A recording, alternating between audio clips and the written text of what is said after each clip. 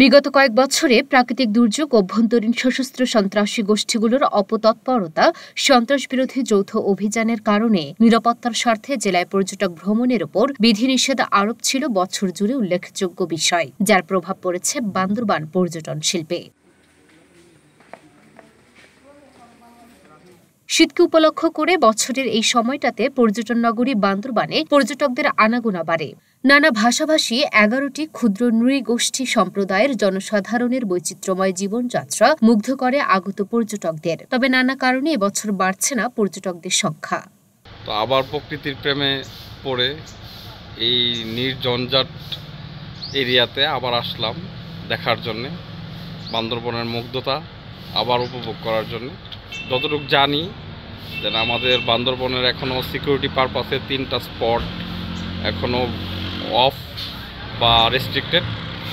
আমি সরকারকে এর দিকে দৃষ্টি আকর্ষণ করতে বলবো এবং যত দ্রুত সম্ভব এটার একটা সলিউশন করা এবং ওখানে যাতে পর্যটকরা যেতে পারে সেই ব্যবস্থা নেওয়া।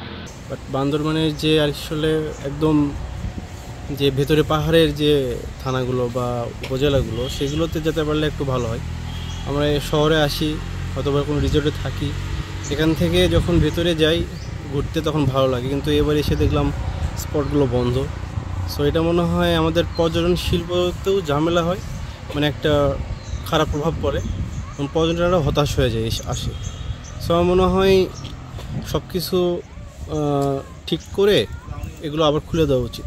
জেলার রুমা, থানচি, রোয়াংছড়ি উপজেলার দর্শনীয় পর্যটন স্পটগুলোতে পর্যটকরা যেতে পারছে না, যার কারণে এই মৌসুমে জেলায় পর্যটক উপস্থিতি আশানুরূপ হয়নি বলে জানান স্থানীয় রিসোর্ট সংশ্লিষ্টরা। যেহেতু এখন পর্যটন মৌসুম, তো এই মৌসুমে আসলে যে পরিমাণ পর্যটনের উপস্থিতি আমরা আশা করছি, তো সেই পরিমাণ আসলে হচ্ছে না। তো কারণ হিসেবে বলা যেতে পারে যে বান্দরবনে যে দর্শনীয় স্থানগুলো আছে তার মধ্যে হয়তো বা অনেকগুলোই বন্ধ আর কি। বিশেষ করে রুমা, রোয়াংছড়ি, থানচি এই উপজেলার বন্ধ হওয়ার কারণে পর্যটনের সমাগম এই মৌসুমে এখন আশানুরূপ না।